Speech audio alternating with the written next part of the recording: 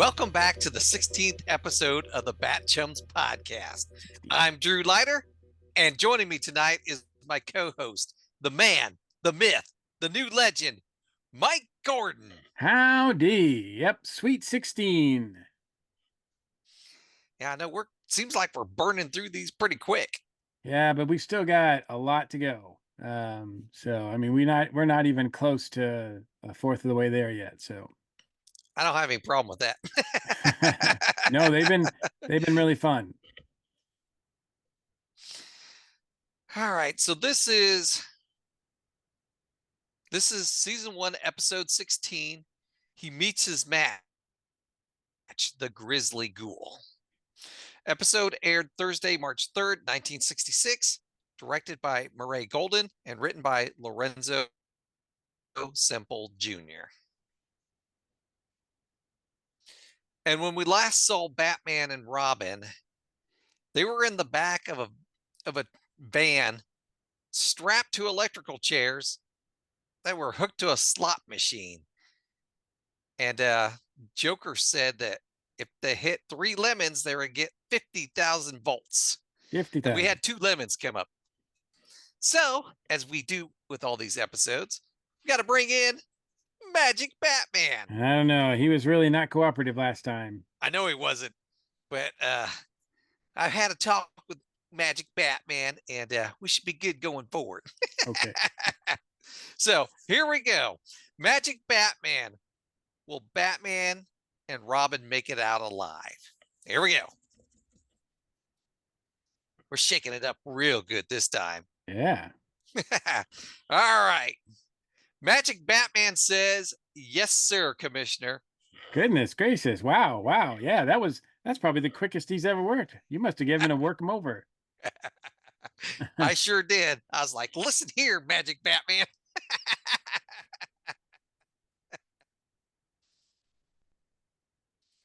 So, according to Magic Batman, Batman and Robin are going to make it out alive. Yes. Of course, you probably wouldn't have all these episodes if they didn't. It would be difficult. Unless we went back in time. All right, well, let's jump into our recap. When we last saw the Cape Crusaders, Joker had them captured. Batman and Robin were inside the back of a moving van, strapped to electrical chairs that were hooked up to a slot machine. The slot machine had already hit 2 lemons.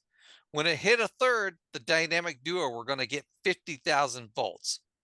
Just as the slot machine hits the third lemon, the electricity goes out in Gotham City.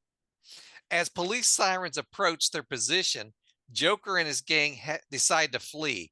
2 officers free Batman and Robin before the power comes on. What a coincidence, huh? This might have been the weakest one yet out of all the ways they've gotten out. They had to be rescued by the police, which I don't know if ever happens again. I don't know. It hasn't happened yet. And yeah, so, for all the fun we make fun of the Gotham City police being ineffective, if they hadn't come around when they did, Batman and Robin would be toast. Yes. And not only was it a coincidence that the electricity went out, the police happened just to come right where they were at. Yep. Back at police headquarters, the electricity is still out in Gotham City. Batman produces a tape from their anti-crime recorder. They recorded everything that the criminals said. Batman plans on running it through the anti-voice analyzer and learn the identity of the Joker's henchmen. They hope to follow one of them to the Joker's hideout. Back at the Batcave, Batman and Robin discover Susie's voice on the tape. Holy Benedict Arnold! Batman decides that Dick Grayson is going undercover. At the Easy Living candy store, but okay, I can barely say it with a straight face. The Easy Living candy store. I died laughing when they said that. At the Easy Living candy store, Susie and Nick are sitting at a table when Dick Grayson comes strolling in, wearing dress pants, shoes, and a leather jacket that looks brand new. Dick's looking to make a quick buck. Nick offers Dick a cigarette, but Dick decides he doesn't need it because he's already smoked 2 packs today. Nick gives him a tip. Nick sends him down to the same cocktail. Nick sends him down to the same cocktail lounge at 3 p.m. today where the other burglary happened. At the cocktail lounge, yeah, at the cocktail lounge at exactly 3 p.m., Robin puts a dime in the jukebox. The jukebox the jukebox. The jukebox opens and points a gun at the Cape Crusaders. Batman and Robin duck quickly behind the bat shield as 2 bullets fire at them. Batman destroys the jukebox with a bat grenade. Back at his hideout, Joker places a bet with his bookie. $50,000 against Woodrow Roosevelt High School with 20-1 odds. The Joker is looking to make $1 million. Batman and Robin race to the high school to find Susie before the Joker kills her. Susie goes into the girls' locker room to put on some of the Canadian perfume Joker gave her. Susie falls over dead, poisoned. Back at the school, the basketball team finish their practice before the big game. When they go to get milk out of the vending machine, they get college exam test answers instead. Joker and his men snap a picture of the basketball team cheating. Now they will be disqualified and suspended from playing their game tonight. Batman and Robin appear in the upper part of the gymnasium. The test answers are a fake planted there by Batman and Robin. They save Susie's life by using the universal antidote pills they carry in their utility belts. Susie told them Joker's whole plan. Batman and Robin swing down on ropes and engage Joker and his henchmen in a fist fight. Holy New Year's Eve! Joker catches Robin in his famous trick streamers. Joker throws sneezing powder at Batman, but it doesn't work. Batman has already taken an anti-allergy pill. Batman knocks out the Joker with a batarang. Back at Wayne Manor, Dick says goodbye to Susie as she prepares to go to the Wayne Foundation home for delinquent girls. Susie gives Dick a kiss on the cheek. Next week, Batman battles Falseface. Yep, they actually tell us. So we haven't seen him tell us who the next villain is for a while. So Right. but I'm just glad that the actual villain next week is Falseface. So and not telling us one thing and being another. Yeah, that does pan out. Like I said in the first part, this one is bonkers. And I do remember the Joker being at high school in the first part, and I do remember Robin going undercover and failing badly at it in the second part. The scene where he's coughing and gives it away, that's for some reason like burned in my memory. So I didn't remember everything that happened, but I definitely recall this one from way back in the day. Uh, it's pretty insane. You know, in the first part we were talking about the Joker being more of a trickster. He does show a dark side here. When Susie is rumored to be or noted to be dead, he has no sympathy for her, and it gets really dark actually. And man, that's the first time we've seen, I think, a dark Joker on this show. I don't know if we will ever again, but man, that scene in and of itself was pretty dark. Yeah, I have to agree with you. And he kind of we see we see him kind of the his henchmen. His henchmen seem to be kind of sad about it. And then he he acts like he's maybe a little sympathetic and then does a joke. Right, right. So it was weird.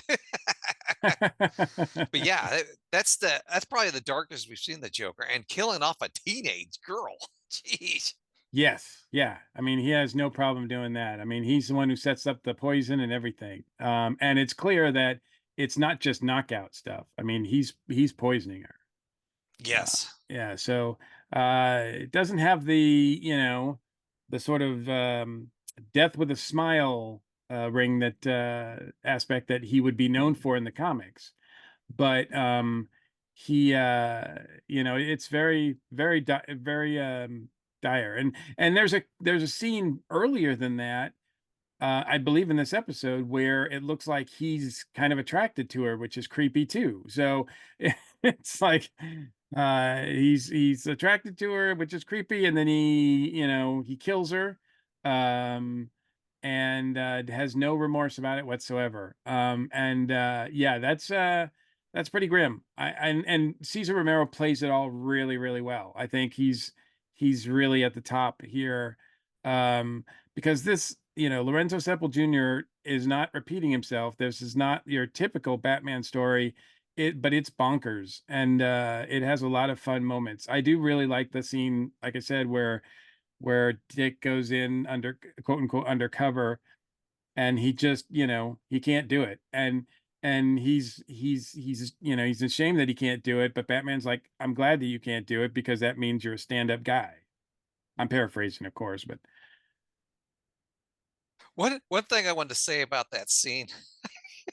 First of all, the way Dick Grayson is dressed, he's got to be the fanciest looking oh no, criminal we've seen. this was 1966. I mean, that's what, your Rebel, your James Dean, your Elvis, that's what they look like. They had the leather jacket, the slick back hair, the the jeans and everything. Like Thing he's dressed for the part. he wasn't wearing jeans though. He was wearing dress pants and Uh, dress shoes. oh, was he? Yes, that's that's what was so funny about it. I'm not sure you're exactly dressed for the part there, buddy. Those dress shoes look really polished. So yeah, I thought that was funny. He wasn't wearing jeans, he was wearing dress pants. So the the other thing I had to laugh at is when before Dick comes in, we see Susie's drinking what looks like red Kool-Aid, and on the table there's salt and pepper shakers, but they're both empty. Like we couldn't fill up the guys, we couldn't fill up the salt and pepper shakers, make them look a little more real. wow. So I thought that was funny. I like the Now, use of the bat shield. We haven't seen yes, that was before, that the have we? first time? Was that the first time we'd seen the Bat Shield? I think so far, since in the 16 episodes we've seen so far, I don't recall it being used before. It's pretty cool looking. I mean, I like the way it just folds out, and yeah, Yeah. I love it. Now I don't remember this episode, but I've seen the Bat Shield in other episodes, so Mhm. it was familiar. I knew exactly what it was, and I I don't know knew, where he puts it. yeah. Well, he like pull. We see him pull it out from like behind his cape, but I don't think it's there all the time. Yeah, Maybe he's yeah, I got a don't, pocket dimension. He keeps that thing in behind maybe, his because it's cape. definitely, I mean, his pouches on his belt are big, but they're not that big. No, they're not. But I mean, it is really cool. I like it. And we see the use of the batarang here. And the fight's just pretty standard. Not really anything to speak of. It's pretty simple. There's only like two or three bad guys, so Yes. But I want to point out, since you brought that up, in the gym, when Batman and Robin swing down to stop the criminals, we get a shot. We get it, it's pretty cool. Well, first, let me back up a little bit. When Batman is explaining how they stopped the Joker's plan, there's a shot of the Joker and his henchmen, and behind them on the wall it's a is shadow a of the shadow of Batman. Batman holding up his cape. Yeah. It's a really cool shot. It's a cool And shot, then but when when we they cut to Batman, he's not holding up his cape. I know he's not. I know that was funny. And the other thing that's cool is we usually see Batman and Robin swinging in, But this time they chose to have them swing in, but we see their shadows on the wall. I thought that was pretty cool too. Yeah, very cool. So we did have some cool shots in this. Another thing I wanted to point out, because I'm sure you noticed it in this issue, was the clocks above the Batcave exit in this episode, because we saw the camera focus right in on them on their way to the cocktail lounge. Yes, we did. Yeah, you're right. We did. So, I don't I don't know what that, the clocks are. It's weird because a lot of people think that Gotham is New York City, but the when the power goes out, the Joker says, "Oh, it's gone out just like they must be having a blackout or power failure just like New York City." So, obviously Gotham City is not New York City. Um and then, as far as the clocks go, it doesn't look like Gotham time is the same as New York time. I don't know. It's just really, I didn't pause it and to get a good look at the clocks, but I don't know. It looks like, from what I understand, it looks like Gotham City is in the Rocky Mountain time zone as far as the way that the clocks are depicted in that shot, hmm, which is okay, weird. It's like, yeah, I that's did. I didn't pay that close of attention to it. Yeah, like I said, I didn't freeze frame it, but then I looked at some stuff online and so I don't know. I mean, obviously back in the 60s you couldn't pause it and look at it, so. Yeah, interesting. But so what did you think of this Joker story overall? How does it compare to the first one that we saw? Because we've only seen two now. I I liked it. I liked it quite a bit actually. And I think it was because it feels like a different type of episode. Mhm. So, and I've liked both of the Joker episodes so far. Yeah, Cesar Romero is really So, really good. yeah, I don't know which one I'd pick if I had to pick a favorite from either one of them. I liked them both.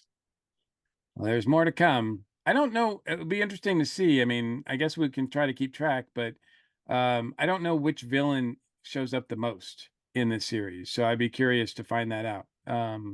That would Uh, be interesting. so far, we've got the Riddler twice and the Joker twice. So I guess we'll see going forward how that pans out.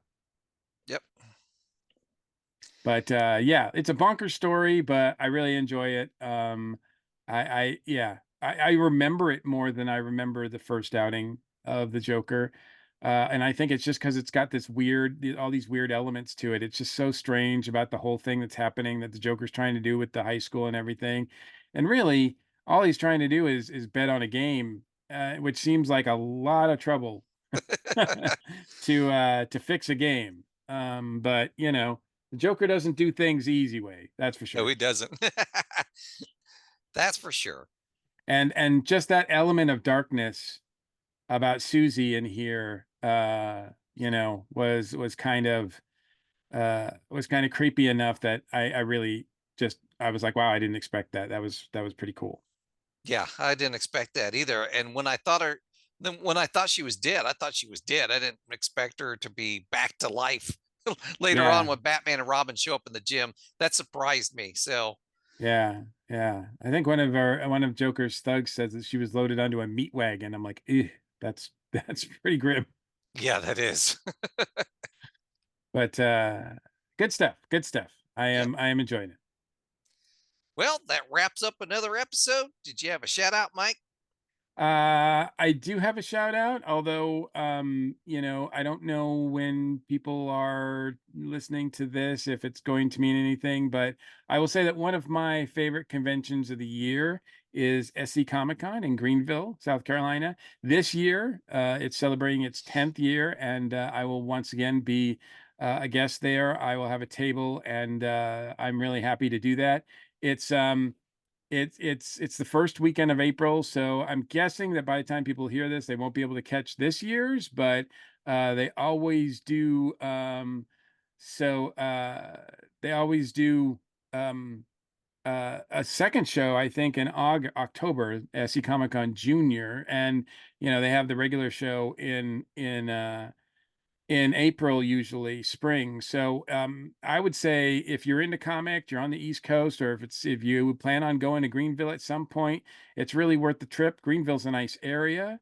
And I think that everybody should check it out. If you really like comics, it's a really good comic show. They do have celebrities, wrestlers, that kind of thing. Most all conventions do now. But the guy who runs it was really a big fan of Heroes in Charlotte, which is also another great comic show. So he makes sure that it's got a lot of really good comic book content. This year, Jim Lee's going to be there, so that's pretty Awesome. amazing. Yeah. Yeah. And there's some other great people that are that do comics, either legends like him or um, current independent people like myself. So it's a great list of people. Um, I definitely recommend checking it out. Like, it's probably my second favorite show apart from Dragon Con to do to be at every year. And I recommend people check it out. Awesome. All right. And for my shout out, I was digging through the old comic book box and I came across this. I I didn't have that even, one. I have that one. you have that one? I See, have. I I didn't even, bought that when it came out on the nightstand on the comic stand. yes, so did I. Now, I did not know I had this. So I was thumbing through it and I was like, hey, the Joker's on the cover of this. I don't remember this story. So I started flipping through it. It looked like an interesting issue. I didn't have time to read it, unfortunately, but And which issue is it for those people it listening? is it's Batman and Detective Comics number 617. If you wanted to get my attention as a kid growing up and reading comics, you put Batman on the cover and Joker on the cover, and I would buy that no matter what. So, and this was from July. Man, It's probably so the early 80s, right? yes. I no, not early 80s. It was like 89, I think. Oh, I'm gonna later open it. 80s? I'm gonna Gotcha. open it up and look at it because I'm sure I could have read it when I was younger, but I'm having problems So it's okay. So yeah, even with my reading glasses on. I still can't. it's a little newer than I thought. I thought it was from the early 80s, but that one's actually probably just before Nightfall. 617, early July. It might even say 90. It's 89 or 90. Yeah, Now, this was written by Alan Grant Alan Grant, and penciled by Norm Breyfogle. Brayfogle. Yeah, Yep. great team. Great Yes. team. Great team. And Norm Breyfogle's art is one of my favorite Batman artists. So he did a lot of um, stuff around Tim Drake's run, or when he first was introduced. So Hmm. I love his artwork, and he's got one of my favorite versions of the Batmobile. But yeah, I came across this and I was like, yeah, I didn't remember this issue of the Joker. So they and what else was I going to say about this?